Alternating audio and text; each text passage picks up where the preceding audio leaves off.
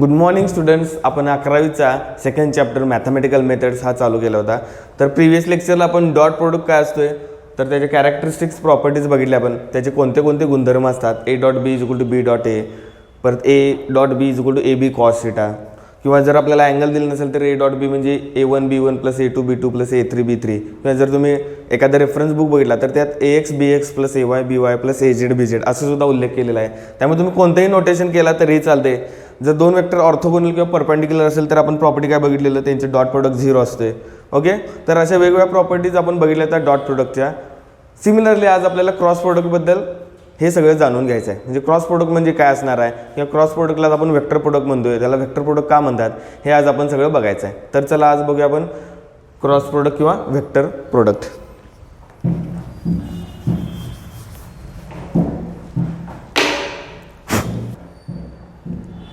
तर आता आपल्याला बघायचं आहे क्रॉस प्रोडक्ट किंवा त्याला वेक्टर प्रोडक्ट सुद्धा म्हणतात. तर त्याबद्दल जाणून घ्या थोडंसं.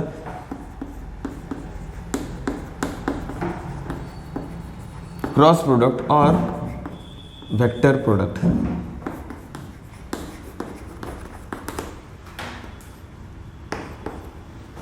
ओके, क्रॉस प्रोडक्ट और त्याला वेक्टर प्रोडक्ट सुद्धा असं म्हणतात.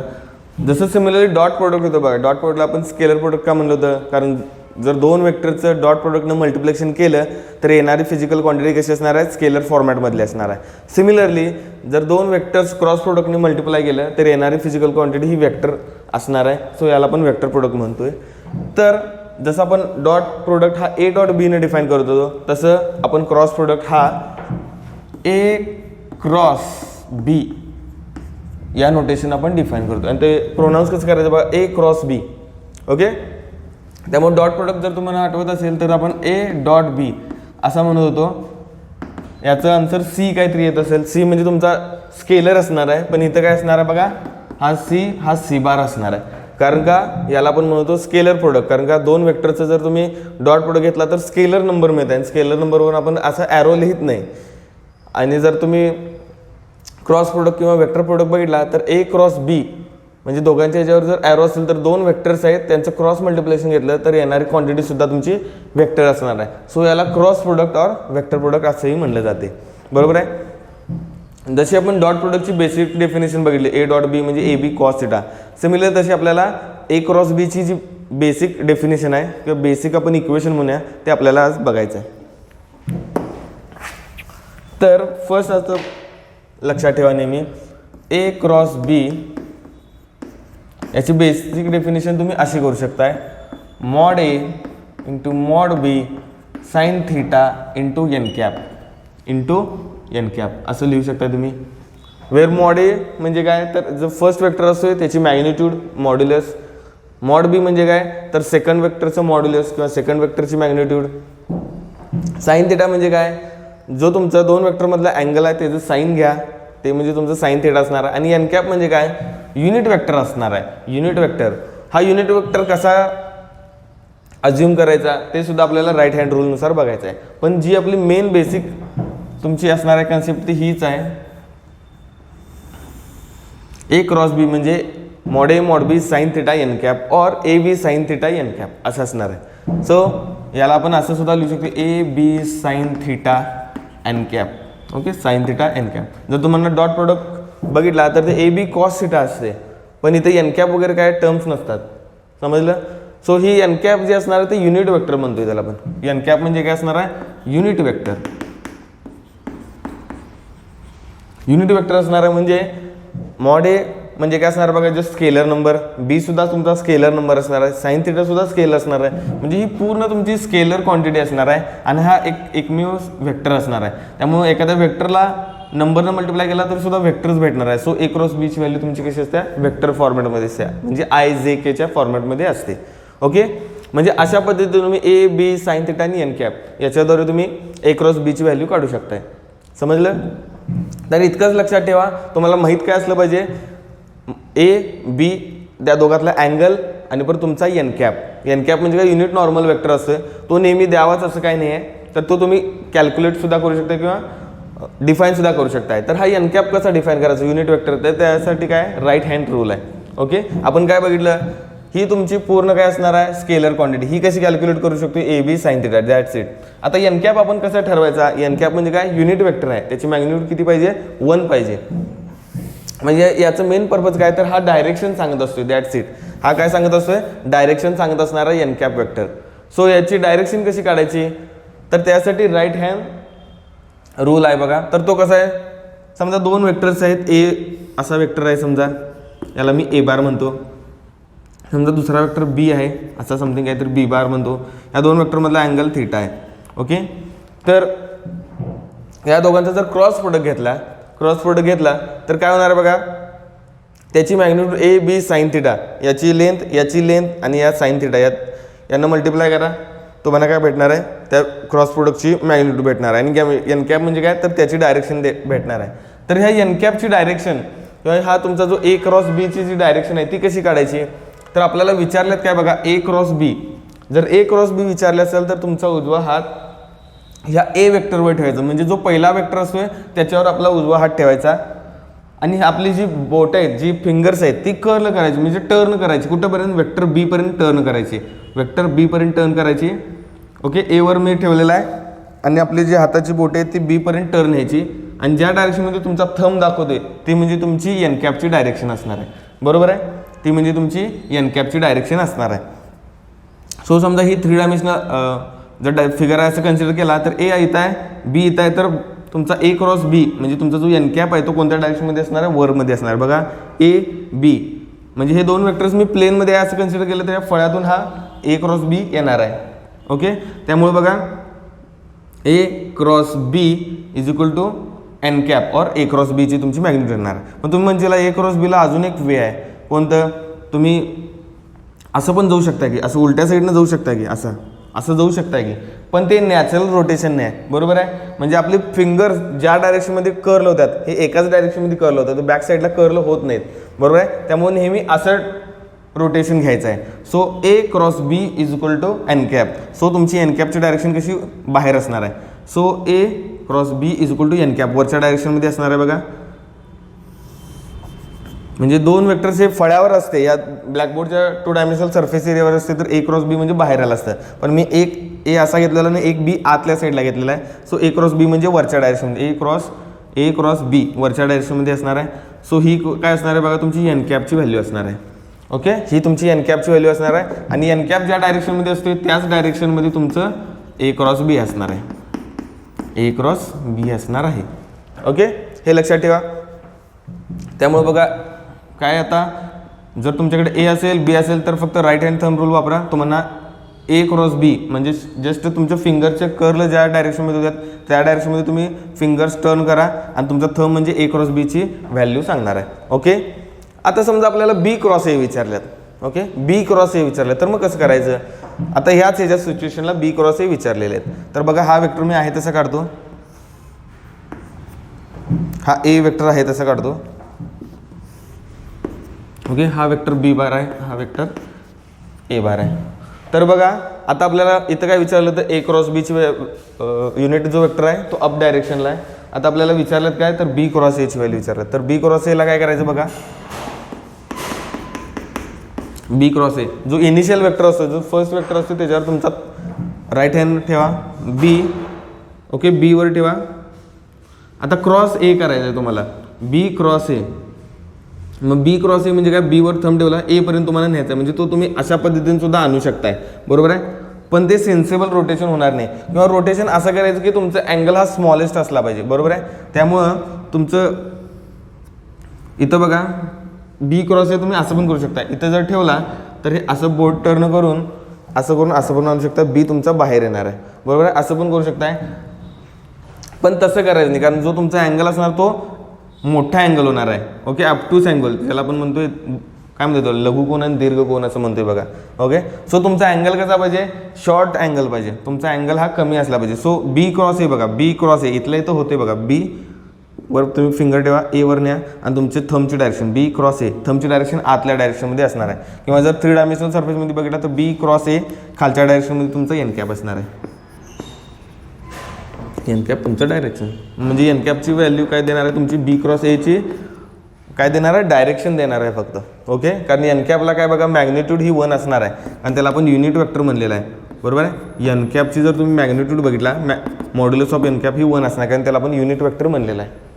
सो ह्या एन कॅपचं फक्त एकच मेन काम असते किंवा पर्पज असते काय, तर जो तुमचा क्रॉस प्रोडक्ट येते त्याची डायरेक्शन डिफाईन करणे. That's it. तुमची मॅग्निट्यूड पूर्ण ए बी साईन थिटा सांगत असते. एन कॅप फक्त त्याला डायरेक्शन देण्याचं काम करत असते. ओके, सो तुम्हाला ए क्रॉस बी विचारल्यात का बी क्रॉस ए विचारलं त्याच्यावरून तुमची एन कॅपची डायरेक्शन डिपेंडंट असणार आहे. ओके, तुम्हाला अजून एक लक्षात येईल, ए क्रॉस बी बघितला, ए क्रॉस बी तर तुमच्या वरच्या डायरेक्शनला आहे. ओके, आणि बी क्रॉस ए बघितला तर बरोबर खालच्या डायरेक्शनला आहे. सो ए क्रॉस बी आणि बी क्रॉस ए एकमेकांना अपोजिट असतात. ओके, ए क्रॉस बी आणि बी क्रॉस ए एकमेकांना बरोबर अपोजिट असतात. बघा, हा वेक्टर बरोबर अप डायरेक्शनमध्ये अलाइन आहे तर हा वेक्टर बरोबर डाऊनवर्ड डायरेक्शनमध्ये अलाइन आहे. सो ए क्रॉस बी आणि बी क्रॉस ए एकमेकांचे अपोजिट वेक्टर्स असतात. अपोजिट वेक्टर्स म्हणजे काय, वेक्टर्स हॅव्हिंग सेम मॅग्निट्यूड, म्हणजे दोघांची मॅग्निट्यूड सेम असणार आहे कारण ए बी साईन थिटा दोघांचं सेम असणार आहे. पण याची डायरेक्शन वर असणार आहे, त्याची डायरेक्शन खाली असणार आहे. कारण याची मॅग्निट्यूड काढताना कसं करणार, ए बी साईन थिटा आणि याची मॅग्निट्यूड करताना B A sine theta. A B sine theta आणि बी ए साईन थिटा सेमच असणार आहे. बरोबर आहे, त्यामुळे राहिलं काय, तर याची मॅग्निट्यूड अप डायरेक्शनला, त्याची मॅग्निट्यूड डाऊन डायरेक्शनला. त्यामुळे त्या दोघांच्यात 180चा काय असणार आहे, अँगल असणार आहे. हे दोन वेक्टर एकमेकांना बरोबर अपोजिट असणार आहेत, इतकंच लक्षात ठेवा. ओके, अशा पद्धतीने तुम्ही काय करू शकताय, दोन वेक्टरचा क्रॉस प्रोडक्ट कॅल्क्युलेट करू शकताय. तर कसं करायचं बघा, once again A B sine theta तुम्हाला मॅग्निट्यूड देणार आहे आणि एन कॅप हा आपल्याला काय देणार आहे, डायरेक्शन देणार आहे. मग ती डायरेक्शन कशी काढायची, राईट हँड थंब रूलनं काढायची. मग तुम्ही ए क्रॉस बी विचारलं तर ए पासून स्टार्ट करा, बी पर्यंत एंड करा. थंब म्हणजे तुमची एन कॅपची डायरेक्शन देणार आहे. जर तुम्हाला बी क्रॉस ए विचारलं तर बी वर ठेवा, ए पर्यंत न्या फिंगर्स, तुमचे जे थंब असणार आहे ती तुमची एन कॅपची डायरेक्शन दाखवणार आहे. सो अशा पद्धतीने तुम्ही युनिट वेक्टर्स आणि त्या युनिट वेक्टर्सला ही जे तुमचे ए बी साईन थिटा यांना मल्टिप्लाय करा, तुम्हाला ए क्रॉस बीची व्हॅल्यू भेटणार आहे. ओके, तर आता आपल्याला थोड्याशा याच्या प्रॉपर्टीज बघायच्या आहेत. कोणाच्या, तर आपल्याला क्रॉस प्रोडक्ट किंवा वेक्टर प्रोडक्ट ज्याला म्हणले त्याच्या थोड्याशा आता प्रॉपर्टीज बघून घेऊया.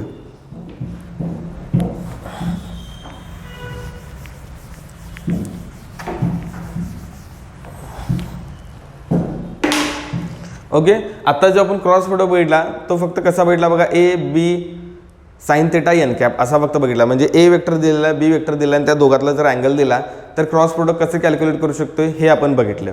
बरोबर आहे, पण जर समजा सिमिलरली तुमचं जर डॉट प्रोडक्टमध्ये बघितला तर ए डॉट बी कसं काढू शकताय, ए बी कॉस थिटा और A1 B1 plus A2 B2 plus A3 B3. म्हणजे तुम्हाला जर अँगल दिलेला नसेल तर सिमिलरली इथं सुद्धा एक फॉर्म्युला आहे, ए क्रॉस बी तुम्ही कसं कॅल्क्युलेट करू शकता तो एक बघूया, त्यानंतर आपण प्रॉपर्टीजकडे जाऊया. तर बघा, ए क्रॉस बी तुम्ही कसं काढू शकताय, A B sine theta N cap. बरोबर आहे, A B sine theta N cap. कधी, ज्यावेळेला तुम्हाला अँगल दिलेला असेल, वेन थिटा इज गिवन. जर तुम्हाला थिटा दिलेला असेल तर तुम्ही काढू शकताय. जर थिटा दिलेला नसेल, जस्ट तुम्हाला वेक्टर ए बार आणि वेक्टर बी बार दिले असतील, ओके, तर then A cross B is equal to, हे आपलं 7th 8th आणि 9th स्टँडर्डला मे बी काहीतरी झालं असेल बघा, तर याला आपण म्हणतो डिटर्मिनंट. ओके, डिटर्मिनंट आपला याचा आन्सर देणार आय जे के, म्हणजे काय ज्याला म्हणतो आपण एक्स वाय झेडचे युनिट वेक्टर्स. इथं लिहायचं, हा ए जर वेक्टर तुम्ही कन्सिडर केला, ए वेक्टर हा असा असणार आहे, A1 i cap plus A2 J cap plus A3 K cap. Similarly B vector तुम्ही असं कन्सिडर करू शकता, B1 I cap B2 J cap plus B3 K cap. So एचे कंपोनंट कसे आहेत बघा, A1 A2 A3. So A cross बी विचारलं तर आय जे की ही पहिली लाईन असणार आहे, तुमची पहिली रो असणार आहे. नेक्स्ट कोणता वेक्टर आहे बघा, ए वेक्टर आहे. ए वेक्टरचे component A1 A2 A3. So A1 A2 A3 B1 B2 B3 B1 B2 B3 असे तुमचं काय असणार आहे बघा, ए क्रॉस बीची व्हॅल्यू तुम्ही काढू शकताय. म्हणजे काय, ए क्रॉस बी तुम्ही कसं काढू शकताय, ए क्रॉस बीची व्हॅल्यू तुम्ही कशी काढू शकताय, आय कॅप जे कॅप के cap A1 A2 A3 B1 B2 B3 याचा डिटर्मिनंट सॉल्व करा. याचा जर डिटर्मिनंट सॉल्व केला तर तुम्हाला काय भेटणार आहे, ए क्रॉस बीचं डायरेक्ट व्हॅल्यूज भेटणार आहे, म्हणजे एक वेक्टरच भेटणार आहे. कारण का तर आय तुम्ही घेणार, मल्टिप्लिकेशन करणार, हे बऱ्यापैकी तुम्हाला येतच असेल. जर येत नसेल तर आपण थोड्याशा ज्यावेळेला न्यूमेरिकल प्रॉब्लेम्स बघणार आहेत त्यावेळेला हा डिटर्मिनंट सॉल्व कसा करायचा हे आपण त्यावेळेला बघणारच आहोत. सो इतकंच लक्षात ठेवा. आता तरी जर आपल्याकडे अँगल असेल तर ह्या पद्धतीने आपण A B sine theta N cap या पद्धतीने आपण क्रॉस प्रोडक्ट काढू शकतो. आणि जर अँगल आपल्याकडे अवेलेबल नसेल तर A cross B is equal to determinant of I J K A1 A2 A3 B1 B2 B3 हे फक्त सॉल्व करायचं आहे. ओके, तर हे सॉल्व कसं करायचं जस्ट आता एक हिंट देऊन ठेवतो आणि त्यावेळेला आपल्याला डिटेलमध्ये बघायचंच आहे. तर हे सॉल्व कसं करायचं बघा. पहिला आयझॅक आहे तसं लिहून, ओके, आय कॅप. तर बघा ज्यावेळेला आपण हे आय कॅपला आपण राऊंड करतोय त्याला हा रो आणि याचं करस्पॉन्डिंग हा कॉलम निग्लेक्ट करायचा आणि इतक्याचाच फक्त डिटर्मिनंट सॉल्व करायचा. ओके, इतक्याचं डिटर्मिनंट सॉल्व करायचं. हे एकाच याला मी फक्त डिटेलमध्ये सांगवले. ओके, नेक्स्ट याला आपण डायरेक्ट बघणार आहोत, पण यावेळेला डिटेलमध्ये फक्त एक एक्झाम्पलसाठी सांगत आहे. तर A2 into B3 A2 B3 minus A3 B2 हे तुमची काय होणार आहे, फर्स्ट कॉम्पोनंट होणार आहे आयजॅकचा. बरोबर आहे. आयजॅक कसं केलं बघा. आयजॅकला मी गोल केलं समजा, तर इथून आणि इथून हे दोन्ही रोज आणि हा एक कॉलम हे दोन्ही निग्लेक्ट करायचे.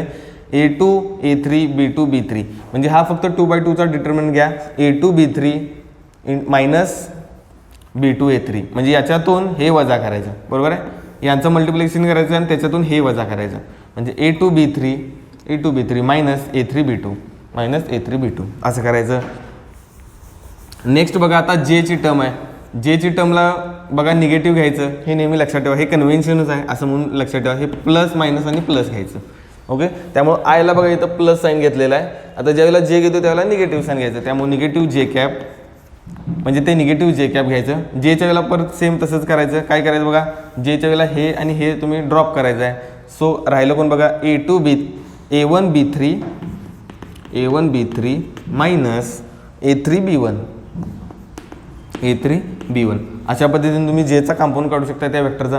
प्लस के कॅप का, कारण थर्ड एला आपण प्लस के कॅपचं कन्व्हेन्शन घेतलं आणि थर्ड एला काय करायचं बघा, हा केचा आणि हा कॉलम पूर्ण निग्लेक्ट करायचा. तर A1 B2 minus A2 B1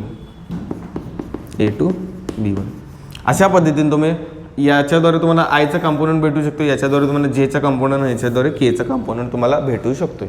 समजलं. त्यामुळे हे लक्षात ठेवा. काय जर तुम्हाला अँगल दिलं असेल तर AB sin θ n कॅप, आणि जर तुम्हाला अँगल दिलं नसेल तर तुम्हाला हे लेंदी प्रोसेस करायला लागते. म्हणजे जस्ट काय डिटर्मिनंट सॉल्व करायला लागतोय, इतकंच लक्षात ठेवा. ओके, तर आता आपण 3/3चा डिटर्मिनंट कसं सॉल्व करायचं हे बघितलं. ज्याला आपण न्यूमेरिकल प्रॉब्लेम्स बघणार आहे त्याला तुम्हाला जास्त अजून समजून जाईल. ओके, त्यामुळे आता जस्ट हा एक काय म्हणतात त्याला फॉर्म्युला म्हणून लक्षात ठेवा आणि याची सॉल्व करण्याची मेथड हे आपल्याला पुढे बघायची आहे. हे ॲक्च्युली मेथडच आहे, पण थोडीशी प्रॅक्टिस केल्यानंतर तुम्हाला जास्त समजून जाईल. ओके, त्यामुळे अँगल दिला असला तर या पद्धतीनं क्रॉस प्रोडक्ट काढू शकतोय. अँगल दिलेलं नसेल तर या पद्धतीने आपण क्रॉस प्रोडक्ट काढू शकतो. तर आता आपल्याला कॅरेक्टरिस्टिक्स बघायचे आहेत क्रॉस प्रोडक्टचे, किंवा त्याला आपण वेक्टर प्रोडक्ट म्हणतोय त्याचे. तर चला ते एक बघून घेऊया.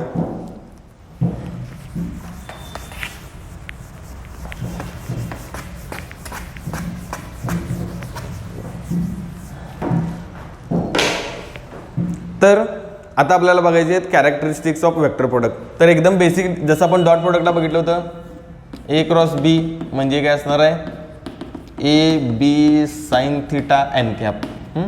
हे तुम्हाला बऱ्यापैकी माहिती आहे, त्यामुळे आता मी एक्सप्लेन करत नाही. AB sin θ n कॅप, हे n cap is the unit vector. A cross B ची व्हॅल्यू कशी लिहू शकते बघा आपण, IJK A1 A2 A3 B1 B2 B3. Okay, असं तुम्ही वेक्टर लिहू शकताय इन टर्म्स ऑफ IJK. जर तुम्हाला अँगल दिलेलं नसेल तर हे सुद्धा आपण बघितलेलं आहे. आता कम्युटेटिव्ह असतात का नसतात हे आपल्याला बघायचं आहे. म्हणजे डॉट प्रोडक्ट बघितला तर A dot B is equal to B dot A, म्हणजे ते डॉट प्रोडक्ट हे कम्युटेटिव्ह असतात असं आपण म्हणलं होतं. आता सेम तसंच A क्रॉस B आणि B क्रॉस A याची व्हॅल्यू सेम असते का हे आपल्याला बघायचं आहे. ओके, तर बघा A क्रॉस B ची जर तुम्ही मॅग्निट्यूड काढला तर ती कशी येणार, AB sin θ okay. Mod N cap म्हणजे युनिट वेक्टरची मॉड किती असते 1 असते. त्यामुळे ए बी साईन थिटा याची मॅग्निट्यूड असणार आहे. बी क्रॉस एची किती असणार आहे बघा बी ए साईन थिटा, म्हणजे दोघांच्या मॅग्निट्यूड सेम असणार आहेत. पण जर तुम्ही ए क्रॉस बी बघितला, समजा ए इथं आहे बी इथं आहे, तर ए क्रॉस बी म्हणजे तुमचा ए क्रॉस बी ह्या डायरेक्शनमध्ये असणार आहे. आणि जर तुमचा तोच तुम्ही जर बी क्रॉस एसाठी गेला बी क्रॉस ए, तर तो खालच्या डायरेक्शनमध्ये असणार आहे. बरोबर आहे, बी ए. तर तुम्हाला असं लक्षात येईल की A cross B not equal to B cross A. Okay, त्यांची मॅग्निट्यूड सेम आहे, पण डायरेक्शन एकमेकांच्या अपोजिटमध्ये आहे. बरोबर आहे. इथं बघा अप डायरेक्शनमध्ये A cross B, B cross B, इथं बी क्रॉस ए हा डाऊनवर्ड डायरेक्शनमध्ये आहे. त्यामुळं A cross B not equal to B cross A, हे लक्षात ठेवा. A cross B is not equal to B cross A. म्हणजेच काय, cross product is not commutative.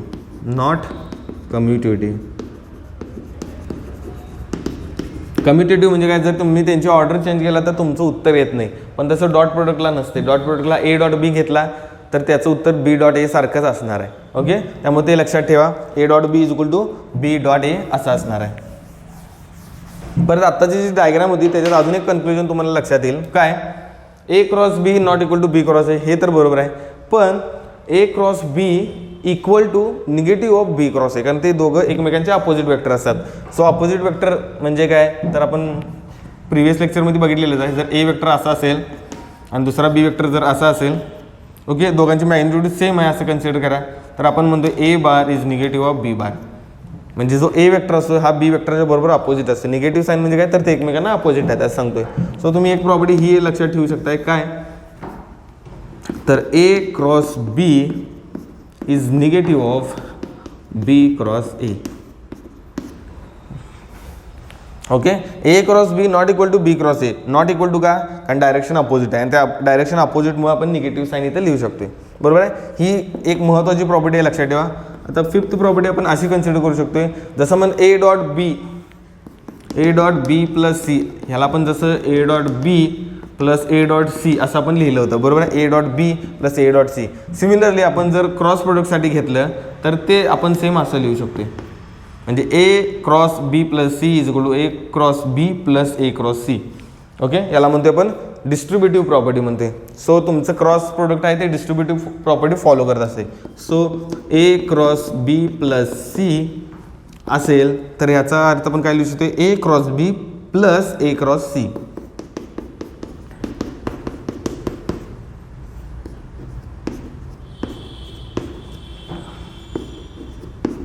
Okay, अशा पद्धतीने आपण काय लिहू शकतो, डिस्ट्रीब्युटिव्ह प्रॉपर्टी आपण लिहू शकतोय.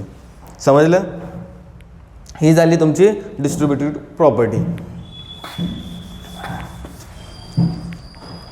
तर आता आपल्याला थोडंसं आय जे के यांच्याबद्दल पण थोडंसं जाणून घ्यायचं. म्हणजे जसं आपण I dot I is equal to 1, I dot J is equal to 0 dot प्रोडक्टमध्ये बघितलं होतं.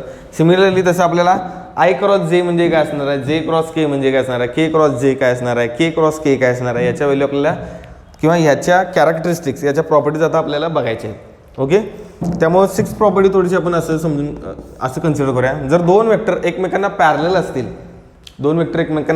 असतील, if two vectors are parallel to each other that is theta तुमचा किती असणार आहे, 0 डिग्री असणार आहे. ओके, थिटा तुमचा 0 डिग्री असणार आहे. म्हणजे दोन वेक्टर एकमेकांना पॅरलल आहेत, म्हणजे त्या दोन वेक्टरमधला अँगल किती आहे, 0 डिग्री असेल तर ए क्रॉस बी म्हणजे ए बी साईन थिटा, म्हणजे ए बी साईन 0 आणि साईन 0ची व्हॅल्यू किती असते, 0. म्हणजे जर दोन वेक्टर एकमेकांना पॅरलल असतील तर त्यांचा क्रॉस प्रोडक्ट कसं असणार आहे, 0 असणार आहे. याचा अर्थ काय, तर ए क्रॉस बी ची व्हॅल्यू तुमची किती असणार आहे, 0 असणार आहे. ओके, त्यामुळे जर दोन वेक्टर एकमेकांना पॅरलल असतील तर त्यांचा क्रॉस प्रोडक्ट 0 येते.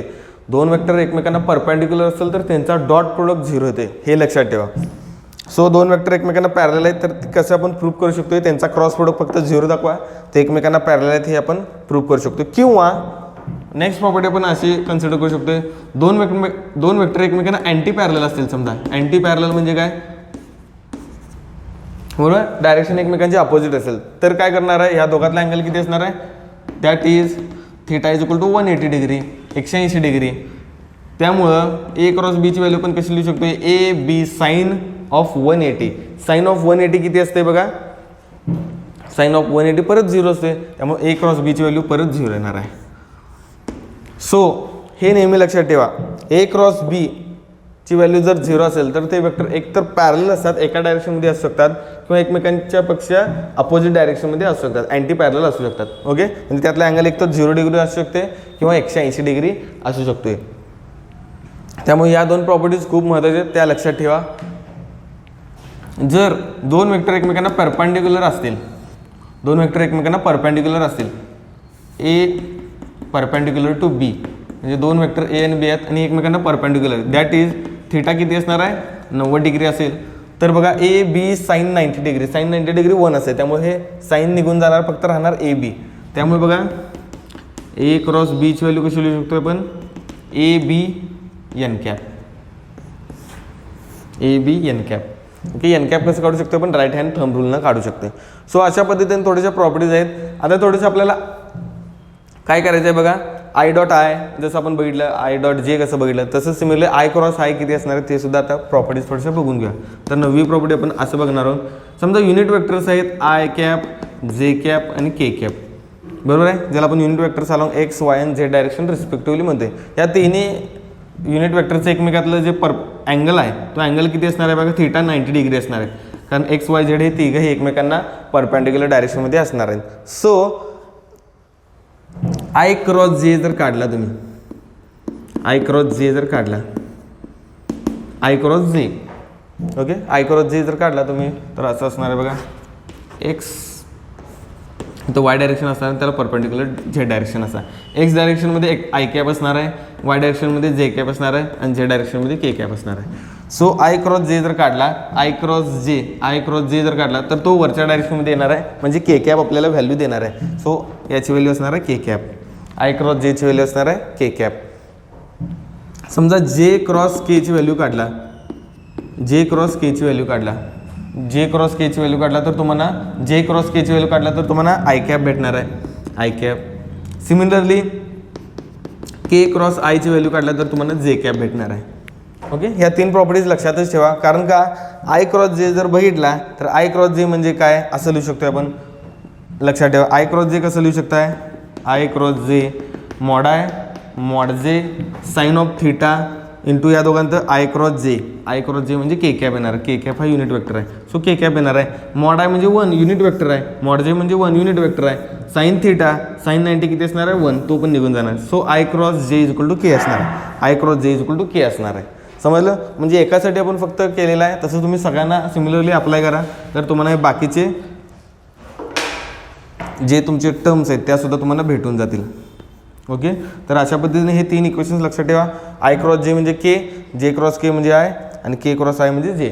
ओके, आणि परत इथे एक प्रॉपर्टी बघितली होती बघा, A cross B is equal to negative of B cross A. त्यामुळे आय क्रॉस जेची व्हॅल्यू जर के असेल तर जे क्रॉस आयची व्हॅल्यू फक्त निगेटिव्ह असणार आहे, कारण आय क्रॉस जे म्हणजे के असेल तर जे क्रॉस आय म्हणजे निगेटिव्ह के, कारण का बघा A cross B negative B cross A. So I cross J is equal to K असेल तर जे क्रॉस आयची व्हॅल्यू ही निगेटिव्ह के असणार आहे. सो याच्यावरून आपण पुढच्या तीन प्रॉपर्टी लिहू शकतो, यांना फक्त फ्लिप करा. J cross I is negative K cap, K cross J negative I cap, I cross K is equal to negative J cap.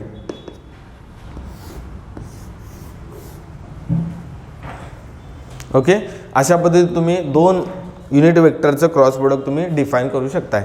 तर बघा आय क्रॉस जे म्हणजे के, जे क्रॉस के म्हणजे आय, के क्रॉस आय म्हणजे जे. आता या सगळ्या 6 properties लक्षात ठेवायचं नाही, तर तुम्हाला एक सायक्लिक परम्युटेशन सांगतो किंवा एक काय म्हणजे त्याला शॉर्टकट सांगतो असं कन्सिडर करा, आणि त्या शॉर्टकटद्वारे ह्या 6च्या 6 इक्वेशन तुम्हाला लक्षात ठेवता येऊ शकतात. तर बघा आय, जे आणि के असं लक्षात ठेवा तुम्ही. ओके,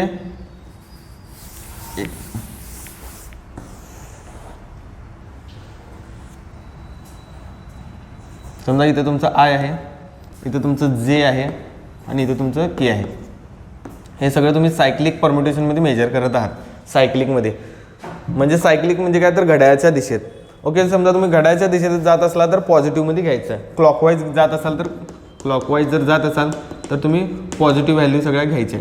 ओके, आणि जर अँटी क्लॉकवाईज घड्याळाच्या उलट्या दिशेत जात असाल तर तुम्ही निगेटिव्ह व्हॅल्यू घ्यायचे. आता हे पॉझिटिव्ह काय निगेटिव्ह काय हे तुम्हाला आता समजून जाईल. समजा पहिली क्वांटिटी आय क्रॉस जे, आय क्रॉस जे, आय क्रॉस जे म्हणजे आयकडून जेकडे चाललेला आहे. मग पुढे जाऊन तुमच्याकडे काय येणार आहे, के येणार आहे. पण ते कसं आहे घड्याळाच्या दिशेत आहे, त्यामुळे तुमचं के कसं घ्यायचं, पॉझिटिव्ह. म्हणजे घड्याळाच्या दिशेत चाललं की पॉझिटिव्ह घ्यायचं. I cross J is equal to K, positive K. So ही आली. समजा जे क्रॉस के घ्यायला आहे, जे कडून के कडे चाललाय पण घड्याळाच्या दिशेत चाललाय, सो तुमचं आयची व्हॅल्यू तुमची पॉझिटिव्ह असणार आहे.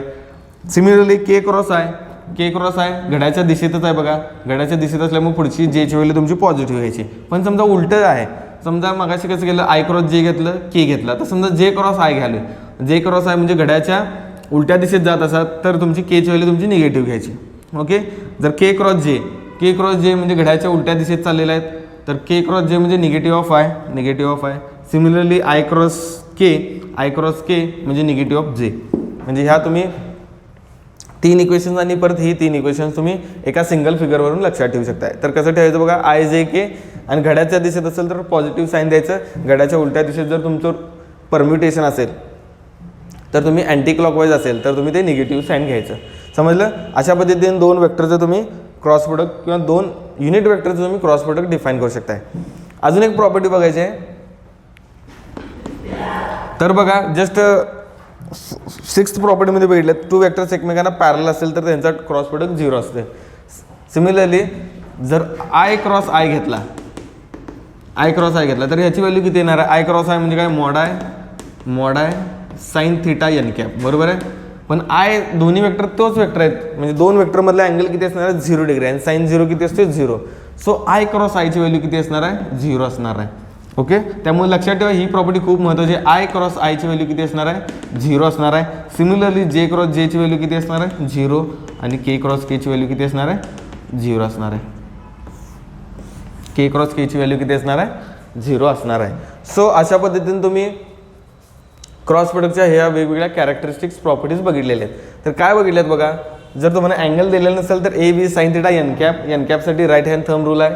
ए क्रॉस बी हा कसा डिटर्मिनंटच्या फॉर्मॅटमध्ये पण काढू शकता. जर तुम्हाला वेक्टर्स कॉम्पोनंट वाईज दिले असतील तर I J K A1 A2 A3 B1 B2 B3 हा डिटर्मिनंट कसं सॉल्व्ह करायचा हे आपण नेक्स्ट लेक्चरमध्ये न्यूमरिकल्स बघणार आहोत, त्यावेळेला तुम्हाला समजून जाईल. परत नेक्स्ट प्रॉपर्टी काय, A cross B not equal to B cross A, म्हणजे तुमचा जो क्रॉस प्रोडक्ट असणार आहे तो नॉन कम्युटेटिव्ह असणार आहे. जर तुम्ही डॉट प्रोडक्ट भेटला तर A dot B equal to B dot A असते, पण तसं क्रॉस प्रोडक्टला नसणार आहे. Similarly A cross B is negative of B cross A, म्हणजे ए क्रॉस बी आणि बी क्रॉस ए हे अपोजिट वेक्टर्स असतात एकमेकांचे. परत बघा हे डिस्ट्रीब्युटिव्ह प्रॉपर्टी फॉलो करते. A cross B plus C is equal to A cross B plus A cross C असं तुम्ही लिहू शकताय. जर 2 वेक्टर एकमेकांना पॅरलल असेल तर त्यांचा क्रॉस प्रोडक्ट 0 असतोय. 2 वेक्टर जर अँटी पॅरलल असेल तरी सुद्धा त्यांचा क्रॉस प्रोडक्ट 0 असतोय. 2 वेक्टर एकमेकांना परपेंडिक्युलर असेल तर त्यांचा क्रॉस प्रोडक्ट म्हणजे काय, त्यांच्या मॅग्निट्यूडची मल्टिप्लिकेशन असते. एन कॅप म्हणजे काय, जस्ट युनिट वेक्टर असणार आहे. जर ही क्रॉस प्रोडक्टची कन्सेप्ट तुम्ही आय जे के या युनिट वेक्टर्सला लावला तर I cross J is equal to K, J cross K is equal to I, K cross I is equal to J, आणि यांचं जर फ्लिपिंग केला तर फक्त निगेटिव्ह साईन द्या प्रत्येकाला. So I cross J is equal to K असेल तर J cross I is equal to negative K असणार आहे. Similarly K cross J is equal to negative आहे, I cross K is equal to negative of J. असं तुम्ही ह्या properties लक्षात ठेवू शकता. किंवा ह्या 6च्या 6 इक्वेशन जर लक्षात राहत नसेल तर असं एक सिम्पल जस्ट परम्युटेशन किंवा एक फिगर लक्षात ठेवा. I cross J is equal to K, J cross K is equal to I, परत K cross I is equal to J. हे सगळे घड्याळाच्या दिशेत होतं. जर घड्याळाच्या उलट्या दिशेत जायचं असेल तर K cross J is equal to negative I, J cross I is equal to negative K, I cross K is equal to negative J. असं तुम्ही लक्षात ठेवू शकताय. आणि लास्ट प्रॉपर्टी काय बघितली बघा, I cross I is equal to 0, J cross J is equal to 0, K cross K is equal to 0. कारण का त्या 2 वेक्टर्स सिमिलरली आहेत, म्हणजे त्याच वेक्टरशी त्या वेक्टरचा केलेला क्रॉस प्रोडक्ट हा 0 असते. कारण त्यातला अँगल किती असणार आहे बघा, 0 असणार आहे. तर अशा पद्धतीने तुम्ही क्रॉस प्रोडक्ट कॅल्क्युलेट करू शकताय. 2 मेथड्स आहेत, अँगल अवेलेबल असेल तर आणि अँगल अवेलेबल नसेल तर. ओके, तर आजच्या लेक्चरला काय बघितलं बघा, क्रॉस प्रोडक्ट म्हणजे काय, वेक्टर प्रोडक्ट म्हणजे काय हे बघितलं.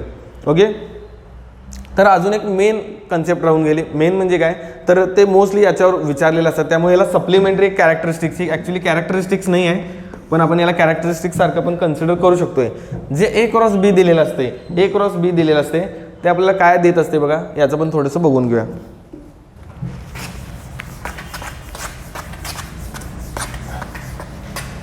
तो आपण 9th प्रॉपर्टी 11th प्रॉपर्टी आपण इथं बघूया. ओके, समजा दोन वेक्टर दिलेत ए आणि दुसरा वेक्टर दिलेत बी. ओके, ए आणि बी दोन वेक्टर दिलेले आहेत. समजा या दोन वेक्टरपासून मी एक पॅरलेलोग्राम तयार केला. तर या पॅरलेलोग्रामचा एरिया असणार आहे बघा,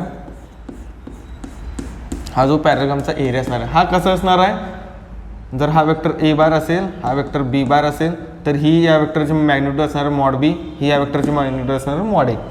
तर area of parallelogram is equal to modulus of A cross B. Modulus म्हणजे काय, जो तुमचा ए क्रॉस बी येणार आहे त्याची तुम्ही मॅग्निट्यूड काढायची आहे. समजलं, त्याची तुम्ही मॅग्निट्यूड काढायची आहे. अशाद्वारे तुम्ही ए क्रॉस बी घ्या, ए क्रॉस बीची मॅग्निट्यूड काढा. मॅग्निट्यूड म्हणजे ए क्रॉस बी म्हणजे काय, वेक्टर असणार आहे. ए क्रॉस बी म्हणजे समजा तुमचा सी बार म्हणला तर सी बारचे कॉम्पोनंट समजा C1 C2 C3 आहेत, तर √C1² + C2² + C3² म्हणजे तुमचं ए क्रॉस बी असणार आहे. सो अशा पद्धतीने तुम्ही एरिया ऑफ पॅरलेलोग्राम कॅल्क्युलेट करू शकताय. किंवा ह्याला अजून थोडंसं एक्सटेंडेड करतो. समजा तुम्हाला ए दिलेला आहे आणि हा बी दिलेला आहे. ए आणि बीने तयार केला जो तुमचा ट्रायंगल असणार आहे याचा एरिया तुम्हाला विचारतात. ओके, मग सेम तसंच करू शकतो. याला थोडंसं एक्सटेंड करा, याला थोडंसं एक्सटेंड करा. हा जो तुमचा एरिया असणार आहे हा याच्या इतकाच असणार आहे, पण हा टोटल एरिया म्हणजे किती असणार आहे बघा, ए क्रॉस बीचं मॅग्निट्यूड. सो यातला एरिया म्हणजे काय असणार आहे, या पूर्णच्या बरोबर निम्मा असणार आहे. So area of a triangle ह्या ट्रायंगलचा एरिया किती असणार आहे, तर ए क्रॉस बीचं जर तुम्ही मॅग्निट्यूड घेतलाय त्याच्या निम्मा असणार आहे, 1/2 of mod of A cross बी.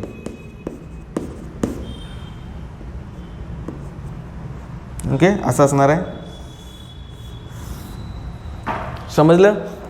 तर बघा, एरिया ऑफ पॅरलेलोग्रामचा एरिया कसं काढू शकता, ए क्रॉस बीचं मॅग्निट्यूड काढा. किंवा जर तुम्हाला ट्रायंगलचा एरिया विचारला असेल, दोन वेक्टर दिलेत आणि त्या दोन वेक्टरनी तयार केलेला हा जो ट्रायंगल असणार आहे याचा जर एरिया तुम्हाला कॅल्क्युलेट करा म्हणलं तर कसं करायचं, पूर्ण पॅरलेलोग्रामचा एरिया काढायचा आणि त्यातनं हे निम्म तुम्ही काय करायचं, वजा करा. वजा करण्यापेक्षा काय करायचं, याचं बरोबर 1/2 घ्या, म्हणजे याचं निम्म घ्या, तर ते म्हणजे तुमचा एरिया ऑफ अ ट्रायंगल असणार आहे. सो आजच्या लेक्चरला काय बघितलं, what is a cross product. Cross product म्हणजे काय असणार आहे, त्याला व्हेक्टर प्रोडक्ट का म्हणतात हे सुद्धा बघितलं, कारण त्यांचं मल्टिप्लिकेशन करून येणारी जी फिजिकल क्वांटिटी असणार आहे ती वेक्टर फॉर्मॅटमधली असणार आहे. सो याला आपण व्हेक्टर प्रोडक्ट म्हणलो. आणि त्याच्या वेगवेगळ्या ह्या कॅरेक्टरिस्टिक्स प्रॉपर्टीज बघितल्या, म्हणजे A cross B is equal to AB sin θ. A cross B म्हणजे determinant of IJK A1 A2 A3 B1 B2 B3. Non commutative असतात, पॅरलल असले तरी 0 असतात, अँटी पॅरलल असले तरी 0 असतात, परपेंडिक्युलर असले तरी AB असते. ओके, I क्रॉस J म्हणजे K, J क्रॉस K तुम्ही आपण प्रॉपर्टीज बघितल्या, J क्रॉस K ची value negative, J cross K ची व्हॅल्यू पॉझिटिव्ह आहे असे. परत हे सायक्लिक परम्युटेशन बघितलं, I cross I, J cross J, K cross K is equal to 0.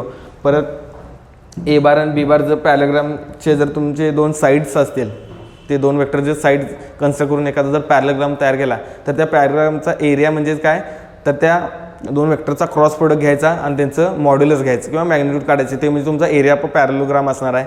किंवा त्या दोन वेक्टरने जर एखादा ट्रायंगल तयार केला असेल तर त्या ट्रायंगलचा एरिया म्हणजे काय, तर त्या दोन वेक्टरचा क्रॉस प्रोडक्ट घ्या, त्याची मॅग्निट्यूड का आणि त्याचं निम्म करा, 1/2 करा, हाफ करा, म्हणजे आपल्याला त्या ट्रायंगलचा एरिया भेटणार आहे. ओके, तर आजच्या लेक्चरला cross product, what is cross product आणि क्रॉस प्रोडक्टच्या ह्या सगळ्या व्हेरियस प्रॉपर्टीज बघितल्या.